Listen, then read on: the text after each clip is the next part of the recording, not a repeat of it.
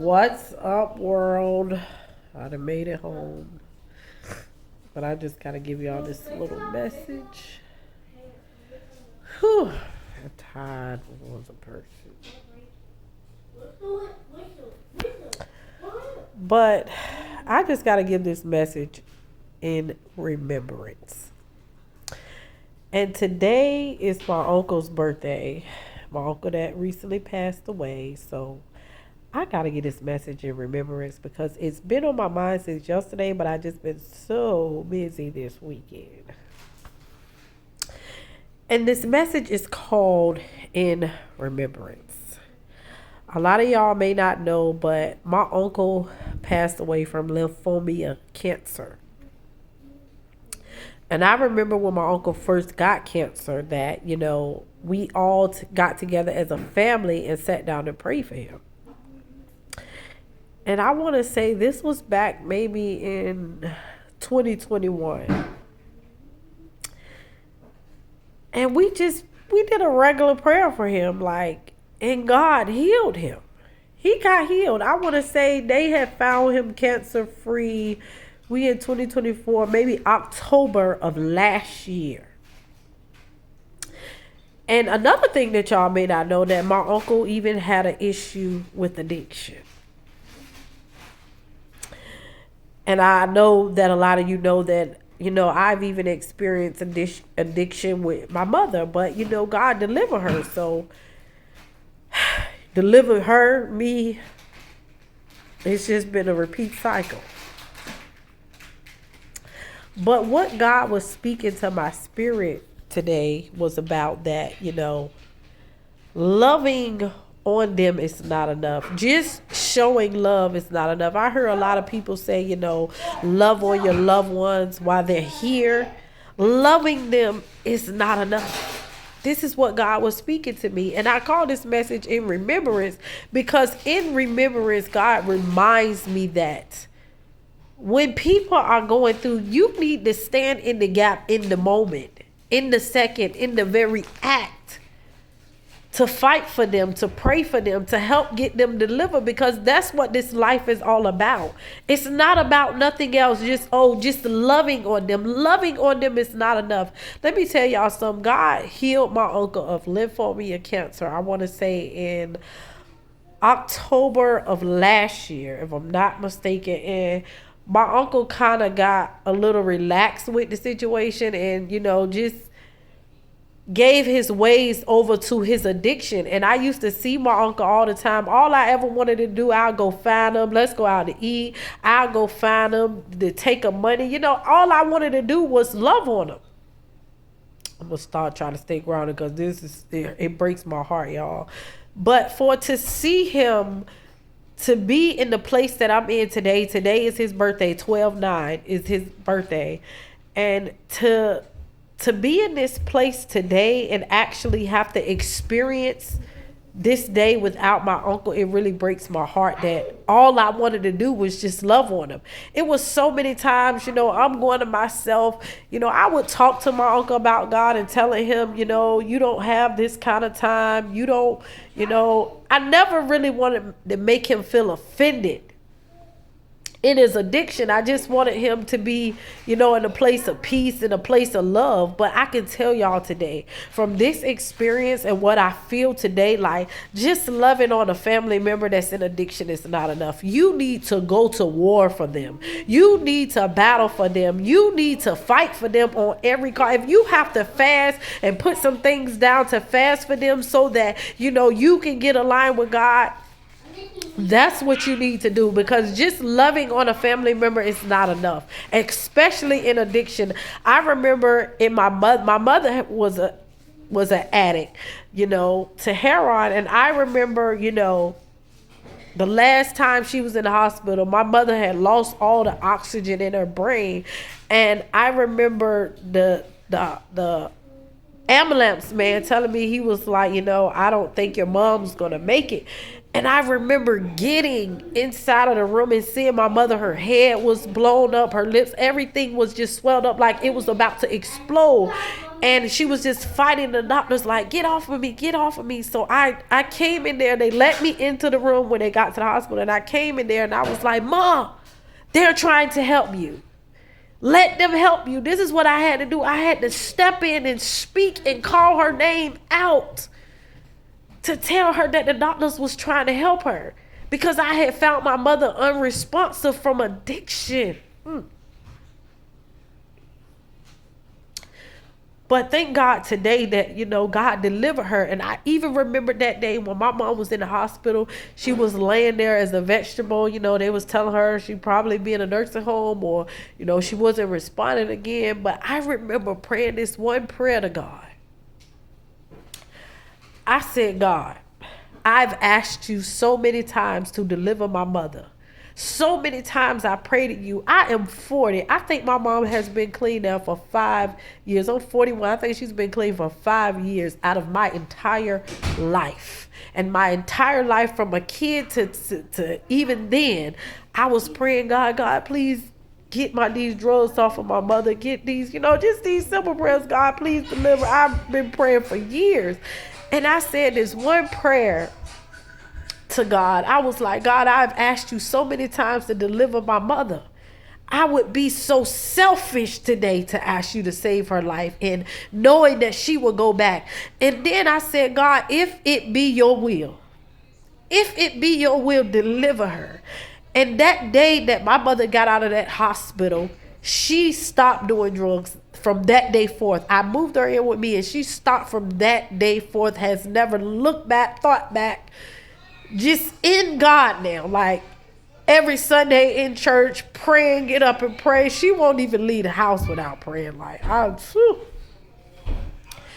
But I say that to say, man, I just think of how many years it took for that to take, which I know God writes the destiny from beginning to end. But even looking at my uncle and understanding how long he's been in his addiction, he hasn't even been in his addiction that long. Like, he was literally a sound mind. I look at my uncle as a father. He was always there for me. Like, I remember he was the first one that literally bought me my pads when I was a teenager. Like, I had nobody else to go to, and he had all the money. Of course, y'all know him from the Dub. He had all the money. He was a drug dealer. So, I was like, I told my mom told me, so we gonna have to go tell your Uncle Twan to go get him. I said, no, don't tell him. I was so embarrassed. But he did it without no issues, no questions asked. If anything, he probably thought my mom was gonna take the money and go get high with it. But he did it. Anytime we wanted to go to the skate ring, he was there. He would pay. He would take us, drop us off. Look, Uncle Twan, can we get $10? $5, because that was a lot of money then. He would do it. But it kind of just broke my heart to see him die in his addiction. He died in his addiction. All I ever tried to do was go and love on him. Let's go out to eat, my treat. I'll see him. My uncle used to panhandle. I'll see him on the side of the road, like, here goes some money. Like, Uncle Toy, I would call him across the highway. I didn't care wherever I seen my uncle at. I don't care where we were at. I would go in the lowest of the lowest, Uncle Toy, and call his name out. And he come running across the street out of the crowd of fiends. Like, hey, let me get $10. If I got 20, I'm going to give him 20. Because that's just how much I love him. And what God was saying, it's not enough to just love on him. It's not enough to just love on a person in their addiction. Like, they need more than that. They need your prayers. They need your fasting. They need your fight. Because everything in him wanted to stop doing drugs, but he couldn't. He was so deep in. I remember even before he passed, like, he was literally on his sick bed, and like, you would sit and talk to him about God, and it just went in one ear and out the other. He heard you, but he didn't. But he was so angry on the inside, had so much unforgiveness in his heart. Like, he was just so angry from the fact that he was dying, and he couldn't do nothing about it. Just angry. Didn't care about nothing else no more. He heard you. I mean, we had so many talks. He told me so many stories in his last days. I said, the doctor told me that he had 6 months to live August 1st. I think we lost my uncle August the 30th. 30 days. Every day I got off of work, I went over there to see him and talk to him. Sometimes I just gave a word to him. Sometimes I just prayed with him. But before my uncle left, he said, he was like, TT, I need a hug. I need a hug. I just need a hug. And the whole time I was at work, I was just like, I just want to go home and give my uncle a big hug. That was just in my spirit. The whole time I was at work, I just want to go home and give my uncle a big hug. And when I got there, he was like, TT, I just need a hug. And I gave him a hug. We sat there and hugged. And my uncle said, whoo! Oh my God. He was like, I'm gonna miss you, girl. Like, the voice that I heard when he said that, it was actually like my uncle when, whew,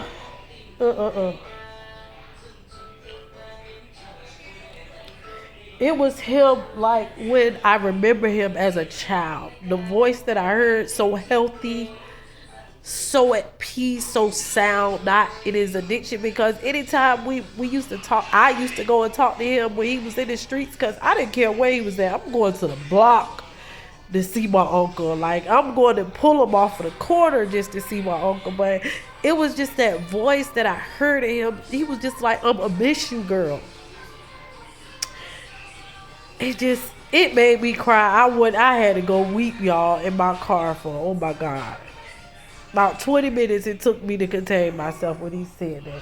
And I think we lost my uncle like 4 days after that, maybe 3 days after that. But what God was just saying to me, it's not enough.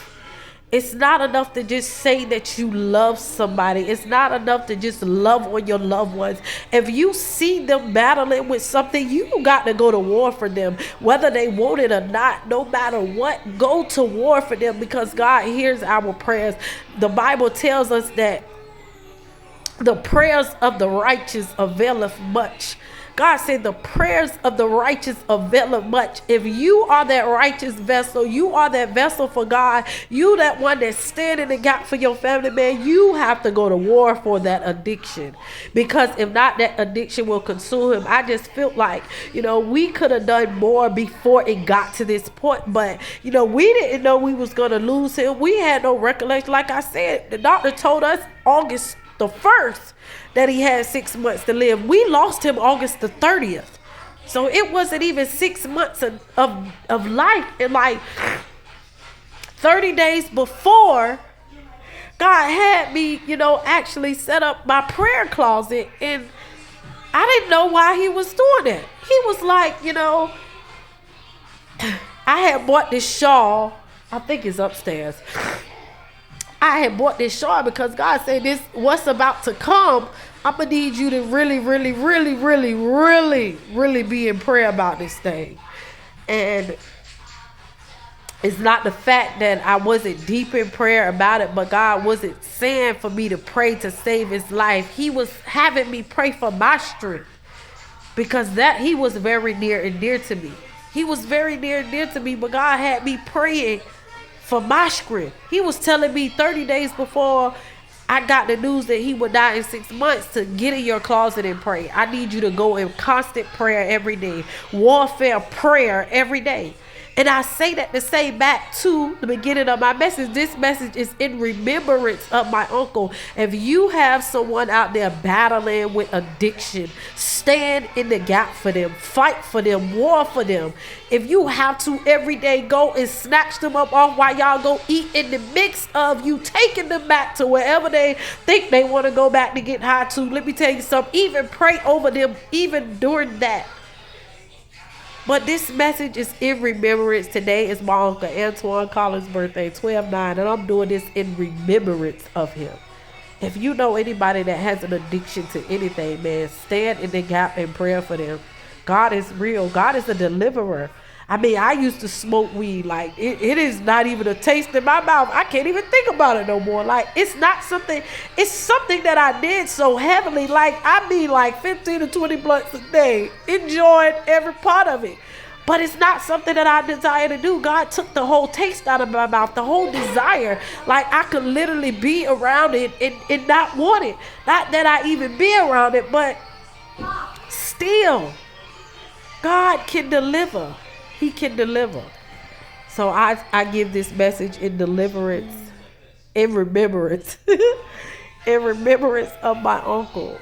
Fight for those family members that you have addicted to anything. Like, addiction is real, and it's not the fact that they can't get off it. It's just the fact that you need to pray harder. It's the fact that you need to war harder. You got to really get in a place, because I know what he was addicted to. That's not what I was addicted to. So they different demons that got to come up off of him. So it's like God said, I'm gonna really need your righteousness in this. I'm gonna really need your anointing. I'm gonna really need to flow through you for this thing to happen.